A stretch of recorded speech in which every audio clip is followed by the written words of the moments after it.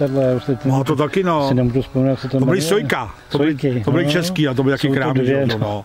To bylo Manštrum, to měli maďarský, to dlouho vyvíjeli, já si pamatuju, já jsem ještě byl ve Kbelích, když s tím začali, protože oni začali dělat letadýlko, tak si sehnali nějakého, a pak ta elektronika, to není jednoduchý, ta elektronika nefungovala, tak měli modeláře, který to vodil, začím jo. Standu Vajta. No nevím, asi to bylo, nějakého modeláře tam měli, který s tím šel do důchodu a jsem se tím taky zabil. Jo. Já jsem tam nebyl,